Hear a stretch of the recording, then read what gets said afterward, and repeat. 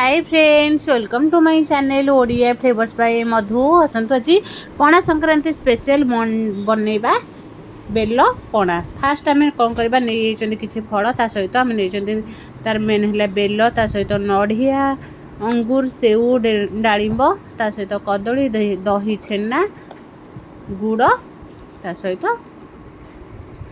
गुड़ बदल चीनी भी पकई पारे ना चाहिए आधे गुड़ भी पकई पारे। फास्ट आम कौन करवा सब फ्रुट्स नहीं गले भल भाव एवं कौन करवा आपको भल भाव धोई देइछन्ती धोईकी ताको कौन करवा गोटे प्लेट रखीदेवा रखीदेकी फास्ट आम कौन करवा बेल को भल भाव बाड़ेकी ताको कौन करवा पानी रे भल भाव चकटिकी तार चोपा को बाहर करके रखिबा।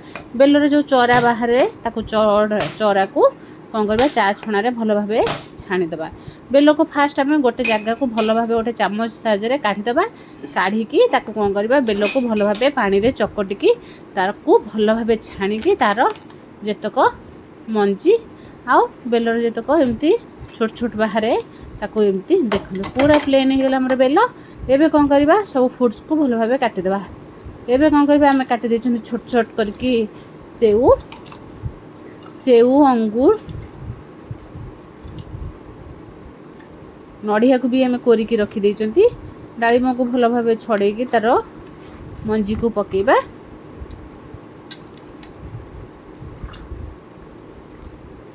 एबे पकेदेले एबे कौन करबा ता सहित आम दही छेना नहीं दही छेना बदल रे क्षीर छेना भी पकई पारे। जदि दही छेना अच्छी दही छेना भी पकई पारे। छेना पकईदेले पकईकी एबे कौन करबा गोटे नड़िया को भी आम कोरिकी नहीं नड़िया कोरा भी पकईदेबा। गोटे आम सब नड़िया कोरा पकईदेबा। एबे ता सहित आम नहीं जावा गोलमरीच आउ गुजराती की भी भल भाव छेची देइथिबा ताको पकईबा। फास्ट दही देदेले दही आम नहीं जेते कि लागिब दही आम दबा। मु गोटे केजी दही नहीं दही देदेली बसा दही एमती आपको भल भाव गोले दबा।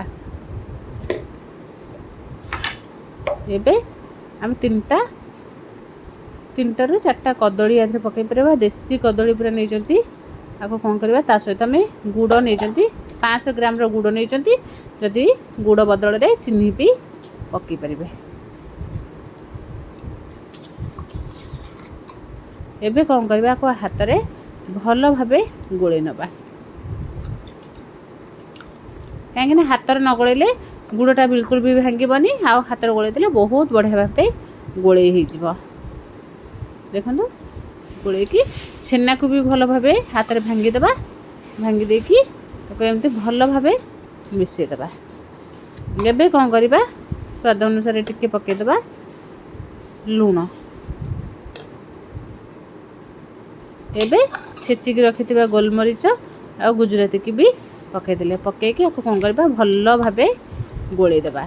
जदि चाहिए आधे अदा भी टिके छेचिकी पकई पारे।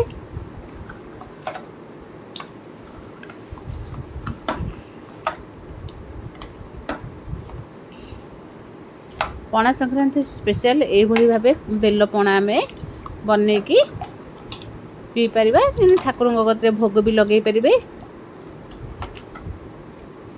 आपको भल भाव एमती गोले देबा। गोले की आधे चाहिए बरफ भी मिसई पारे। बरफ मिसेले बहुत बढ़िया लगे। एबे आपको कौन करवा आउ टिके भल भाव गोले देबा। आउ जदि चाहिए पछरे आधे टिके नड़िया कोरा एमती ऊपर पकईदेबा। जदि चाहिए आधे काजू किशमिश भी पकई पारे बहुत बढ़िया लगे। ड्राई फ्रूट्स एमती आम नड़िया कोरा पकईदेले ता सहित आम डालिंब मंजी भी किसी रखी ताको भी एमती सजेदेबा।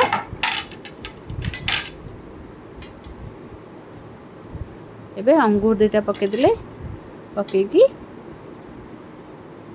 देखो केते बढ़िया देखा जमी देखा पीवा को भी बहुत बढ़िया लगे। गोटे ग्लास पीदेले पेट पूरा शांति।